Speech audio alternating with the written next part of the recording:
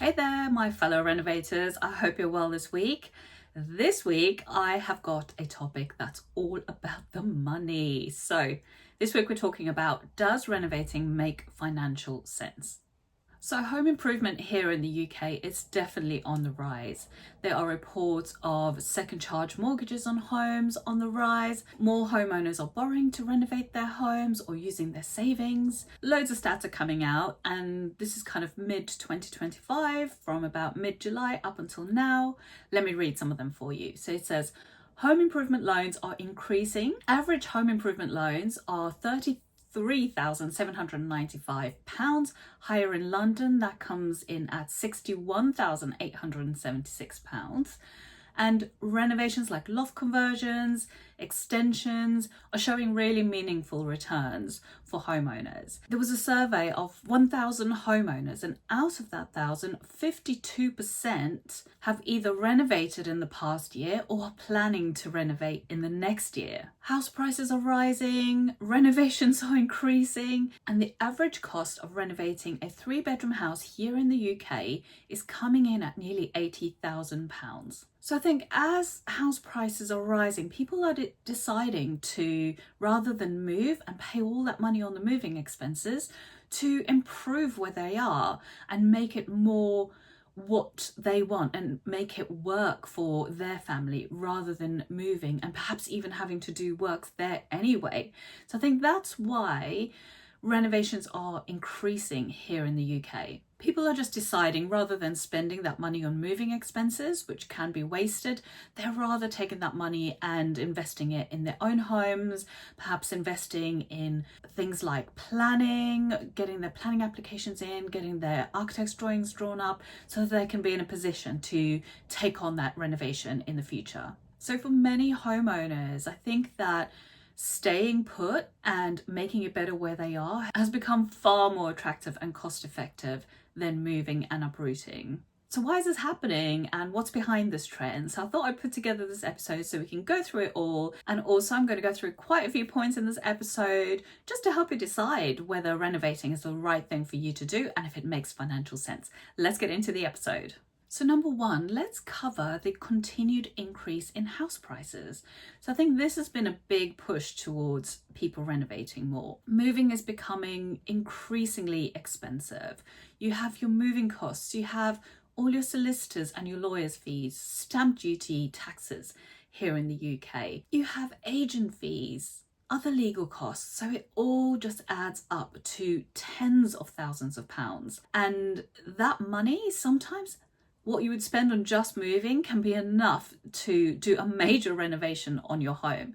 And I think that's why people are deciding rather to try and make where they are a lot better and more functional for them rather than moving. Obviously, there's lots of reasons people do move and will move, many reasons. So it's not always the solution to renovate. But I think where people are finding that perhaps they would have moved to a bigger home, they are deciding instead, if they can, to make where they are bigger, improve it, make it more functional, make it more energy efficient. Because the house price increases year on year, combined with the cost of moving, just I think becomes way too much for some people, and they just decide to stay where they are and just make it better. And also what I'm finding when I'm speaking to people who are considering renovating or buying is that they are looking for a long time for the right property for them. And I think we have all become more fussy now, haven't we, with all the gorgeous images we see everywhere pretty much of homes, whether it's on TV, makeover shows, magazines, social media. We all seeing these gorgeous homes all the time. And then I think when we go and look at homes in real life, we're quite disappointed at what's on the market and then also what the cost of that is. And I think there's just this lack of really well-designed, beautiful homes out there for people to buy. And so when they start looking, I found, they decide that, well, if I'm looking for something that I have in my mind as my ideal home and I can't even find anything close to it, I may as well stay where I am and renovate where I am and make it exactly how I want it to be. So I'm finding that a lot as well when I'm going into people's homes to speak to them about renovating or considering moving. That's coming up quite a lot And as we all know, moving is one of the most stressful things we can do in our lifetimes. And I think if people can avoid it, they do. I've moved around a lot. I don't find it quite as daunting as most people. I've moved countries, I've moved cities, I've moved around in my city many times. I've done loads of renovations. So I don't find it as daunting as some people do. But I know that people really, really find that hard. They find the uprooting hard. They find the kind of dismantling of their home, packing, moving everything. They find it really stressful and quite difficult to deal with. So there's that emotional part of it as well, I think, that people would like to avoid if they can. And here in the UK, the way you buy property is, I think, quite unusual. It's different in other countries. We have chains here, so you're linked to a chain. If you're selling a house, the person that's selling your house needs to find a house to buy, and all of those, that's called a chain, and they all have to complete, and everyone has to be in the same place on the same day to complete. And the stress of having everyone on the same page and everything lined up, especially if it's a long chain, people find that really difficult. And of course that has effects if that doesn't work out. There are legal costs. You might be stuck without a house for a certain amount of time. And so I can see why some people just find it all too much, too stressful to move, and would rather invest that money into their own homes. And then number two, moving on to the lack of available housing stock. So I think here in the UK, the reason the house prices are going up is just there's not so much availability. There's a lack of suitable housing. House building here in the UK goes very slowly, lots of planning, lots of bureaucracy to get through for houses to be built. And so I think that lack of stock, of suitable stock, is also pushing people to renovate where they are if they can. You know, it could be about location, layout, the size of the house. Maybe people want to move up to a slightly larger house. Perhaps their family's growing. And like I mentioned in the previous point, when they decide to start looking at other properties to buy, they're finding that what they really want isn't quite out there a lot of the time. And so they end up perhaps changing their minds, staying where they are. And that's when I kind of get into the conversation with them about renovating where they are, to enlarge it, to reconfigure it, to make it more suitable for them and their families. And then moving on to number three, I think another reason people really would rather renovate is that desire to tailor their home to exactly what they need, which again is difficult to find. If you have an idea in your mind of how you want to live and what you want your new home to look like, to be like, the different spaces, how you want it to function, that's really quite hard to find. And I think people are really enjoying the fact that they can make their home exactly as they wanted, with everything now from working from home, exercising from home. There's so much demand on where we are on our properties. And so I think if people have the option to tailor it, they know what they want. If they need a home office, if they want an area to work out or a home gym, they can plan for that and they can make it exactly as they want. There's just a rising demand for homes that better suit our personal needs and how we have become and how we are starting to live now. And with additions like home offices, loft conversions, extensions, whether to the side or to the rear, and some reconfiguration, people can really do that. Obviously, if they have the home with the potential, you can work around that and they can make and tailor their homes exactly to how they want it to be. So I'm just finding that homeowners are prioritizing the comfort, the function, and the flexibility, and just choosing to invest in what they already have. Okay, so let's get into some more practical points here. So if you're thinking about renovating, you really need to assess if it is the right thing to do for you. You'll obviously need to look at the financial situation. You'll have a few things to consider, like the financing options, how you will get that money to put back into your home. Generally, most people I work with will take out a second charge mortgage, so they will remortgage their home if they've got capital in there, release some of that capital, and then they will use those funds to make the home better and then worth more than they spent on it. That's usually how I work, and believe me, I don't take that lightly. When I know how much money it costs to do a renovation, I take it really, really seriously about how that money is spent, where I suggest that people spend that money on which elements, and always keeping in mind when I'm designing that this money that's being spent needs to be worth it at the end. The client needs to be able to get to the end of the project, and for whatever life reason they decide that they might be selling that home straight away, I'm always aiming for that property to be so well designed and so good that they can get their money back plus more. And so that's always in my mind, and I really would recommend that you think about spending that money on your home in the same way.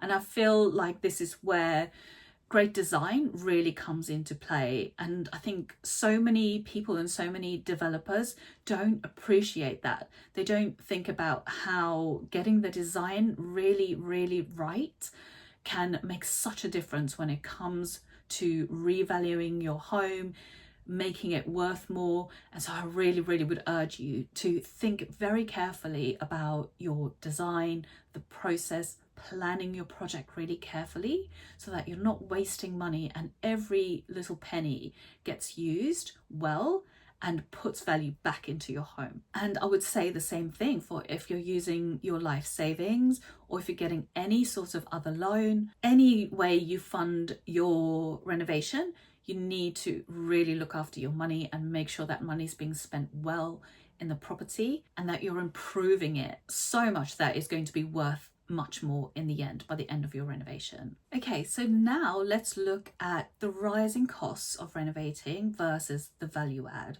So you'll need to really look at these two quite carefully when you're considering renovating your house, because obviously you don't want to overspend on your home and then it's not adding that much value to the property. Now I know it's not all just about money and resale value, we'll get into that a bit later, but for the purposes of this point, let's look at these two things. So a few things to consider. Material costs. Material and labor costs have shot up since 2020. I think I read that they were up 37%. And so, I mean, that is a lot of money. That's a big increase. And that's across the board. So that's across materials, labor, and then you've also got your professional fees, architects, right for light solicitors, planning applications. So it really can add up. So I would say carefully budget. Make sure that you know everything that's going to be included in your project. Get your big picture budget together. And then you can look at comparables on the market, see what your home might achieve once the works have been completed. A very big, easy tip here is always look at square footage. If you're looking at square footage of similar properties, look at the square footage you would add and then the total after you've added that of your complete home, and then you can look up properties on sites like Rightmove and Zoopla and do some comparisons, obviously by area as well. Also, when you're doing the cost versus the value add, don't forget to add in buffers. I find that people generally forget to do this. So add in contingencies. Think about perhaps what if the project overran. I always say that the saying time is money is never truer than it is on a building site where every day can cost you thousands. So factor in a few days, factor in some time for if you come across any hiccups. If there's any planning issues, you might come across some surprises like structural issues and so on. So build in buffers, build in contingencies, add a bit more than you think it's going to be, just to give you that buffer so that when you're working out your value add, you can always try and come out a little bit on top, and you know that you've considered that. And if that doesn't happen, then that really is a bonus. So always keep in mind that end price, that ceiling price on your street. So look at what's been sold on your street recently in your area, and that will help you work backwards as to how much you can figure out or you can think you should spend on your renovation so that you're not overcapitalizing and spending more in the total value of what your property might be worth when it's done. So now let's look at how much value different types of renovations could add to your home. And then keep in mind there's certain types of renovations and extensions that are more valuable than others, that will add more value to your home. And generally I always look at it in terms of square footage, because the more square footage you can add, the more your home will be worth, especially in places like here in London, where property is quite expensive per square foot or per square meter. So that is a way you can also keep track of things. But the projects that usually add the most square footage for the least amount of costs are generally loft conversions, because the structure is already there. If you have a good height to your loft, you can go up into the loft, make it living space, add a dormer or two, and there's no proper building work. There's some structural work with the dormers, you might have to insulate, add some extra beam for strength and so on, add some extra beams for strength and support and so on. But generally a loft conversion is one of the cheapest ways to add square footage, and also it will give you value at the end as well, because you're adding that square footage. Extensions are great also. It costs a bit more than doing a loft conversion, because obviously you've got foundations to consider, there's a lot more work in the ground, and then you've got actual structure building, brickwork, roof work, all of those things.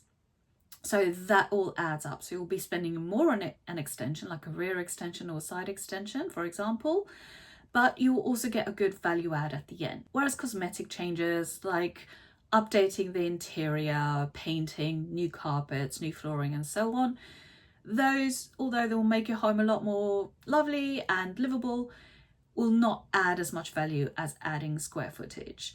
Another thing that you can add value with is redoing your kitchens and your bathrooms. People are always after well-designed kitchens, well-designed bathrooms can definitely add value to your home as well. So adding that square footage will definitely get you a better return on investment than pure cosmetic changes.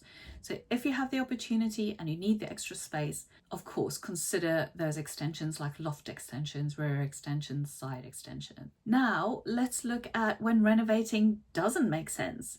So I think when it doesn't make sense, we have to be really careful about this, because if you've bought the property at a high price and it's already above or at the ceiling price in your street, obviously you're not going to get that return on investment if you spend further on it.